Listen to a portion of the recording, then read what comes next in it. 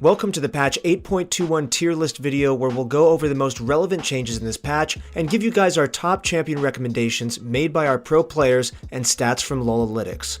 Starting with the top lane, we have Irelia. Irelia is currently really strong in both the top and mid lanes. She's performing exceptionally well in the mid game and has the ability to close out games with minimal help from her teammates. She's getting hit with a minor base movement speed nerf this patch, so this shouldn't have a significant effect, and you should expect Irelia to have a strong finish to the season. There are still a ton of powerful top laners this patch. The S tier for patch 8.21 is Urgot, Sion, Darius, Jax, and Irelia.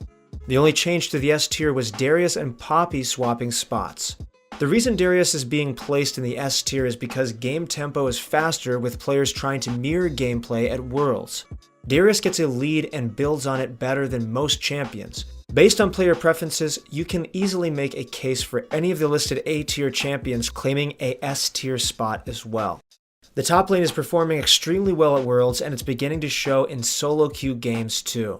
Top lane mains need to ride this wave and continue to play counter picks in lane to consistently win games. Moving on to the jungle, we have Ivern. Ivern isn't seeing much play in any setting. His skill, kit, and playstyle aren't fit for a meta where you want each independent champion to be able to carry. This patch is going to give Ivern minor buffs to his base movement speed, W damage, and E shield. The actual values of the buffs are minuscule and shouldn't excite any Ivern enthusiast. Zac is in a similar situation to Ivern. He's a good champion, but it's not the right meta for him. Zac lacks solo playmaking ability that players are looking for in jungle champions. This patch is going to place a band-aid on this situation and give Zac more damage on his Q. This change isn't nearly enough, and it looks like tank jungle players need to wait until next season. Nunu and Willump have had an underwhelming string of patches since the rework. Riot is unsure about what to do to help out and have resorted to making a few bug fixes.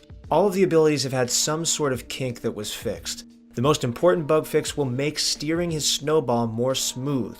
All things considered though, with how stacked the jungle is with viable champions, I would avoid picking Nunu and Willump for the time being. The jungle tier list features a stacked lineup of great champions. The S tier junglers are Graves, Xin Zhao, Kayn, Kha'Zix, and Taliyah.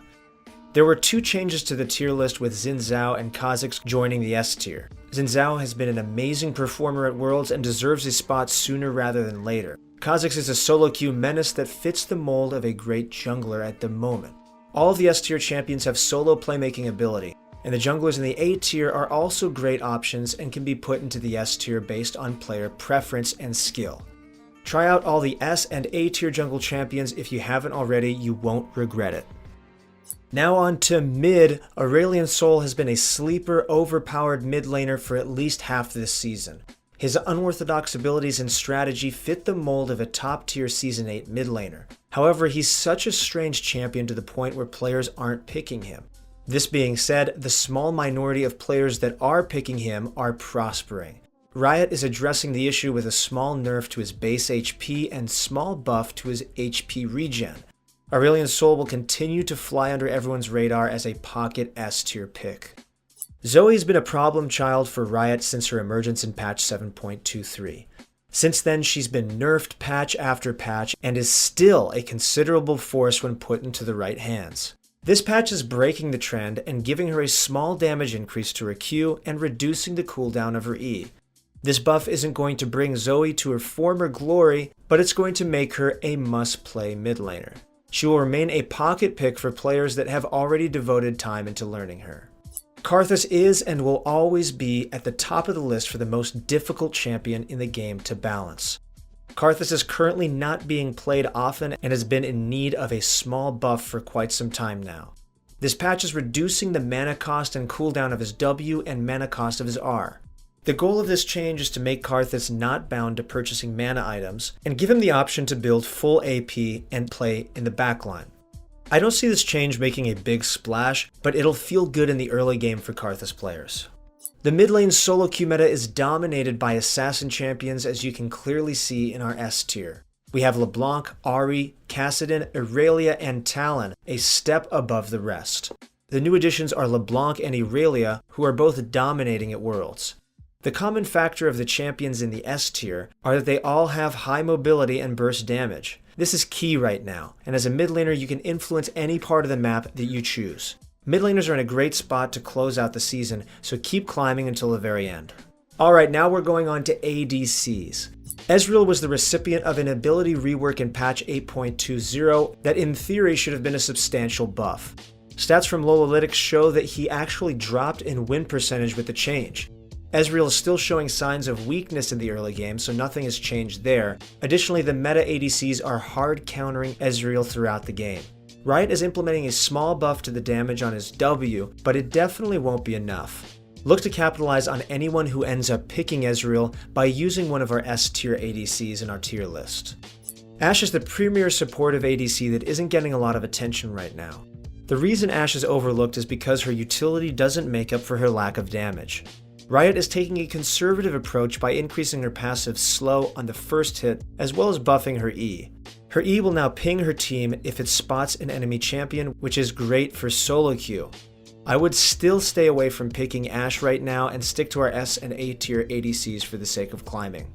Kai'Sa is either picked or banned in every single one of your games, and for good reason. She's able to go with an AP tank shredding build or a traditional ADC build with great success on both. Riot is cracking down on her AP build this patch by nerfing her passive scaling. Whenever percentages are nerfed, players panic, but AP Kai'Sa should still be viable. The shield duration on her ultimate is also getting nerfed this patch, which should provide the opposing team with an opportunity to take her down. Kai'Sa will retain her must pick or ban status and remain in our S tier this patch as well. The ADC tier list is more or less the exact same. The S tier features Kai'Sa, Lucian, Xayah, Vayne, and Jhin. Xayah is the new face in the S tier, and she's been placed there because she has been performing well in Worlds. Her pick and win rate are steadily rising as we speak. Overall, the ADC role is powerful if and only if you're proficient with at least one of the S tier champions on our list. Those 5 are clearly ahead of the rest, and the role will feel weak if you aren't playing them.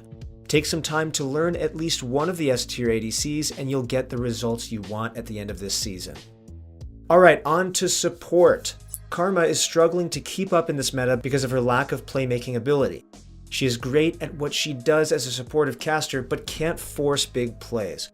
This patch is giving her CC ability a buff to its root duration at early ranks. I can see this buff helping Karma in the correct matchups, but I'm still on the fence about Karma this patch, and if you are too, then it's best to play the S tier support champions instead. Alistar is seeing playtime and success at Worlds, so that means that you're seeing him in your games. He is the premier engaged support champion that's able to control the tempo of teamfights. This patch is going to nerf his base HP by 40, which is a substantial amount in the early game. Alistar players will now have to be a little bit more careful in ganks and all-ins, but by all means, Alistar is still a top tier support pick. The support tier list hasn't had many notable moves. The S tier remains the same as last patch with Thresh, Alistar, Nami, Pyke, and Morgana. There are a few A tier champions that are also very strong in the right team composition as well. The support meta revolves around making plays for your team around the map, so being proactive has never been as rewarding as much as it is in this meta. Pick a support champion that puts you in the driver's seat, not in the back seat. Our S tier champions are a good place to start. We hope you liked this video. Please give it a thumbs up if you found it helpful, and subscribe to our channel for more free content. If you want to get out of bronze or silver this season, then make sure to check out ProGuides.com to help you get to the division that you want. Thanks for watching.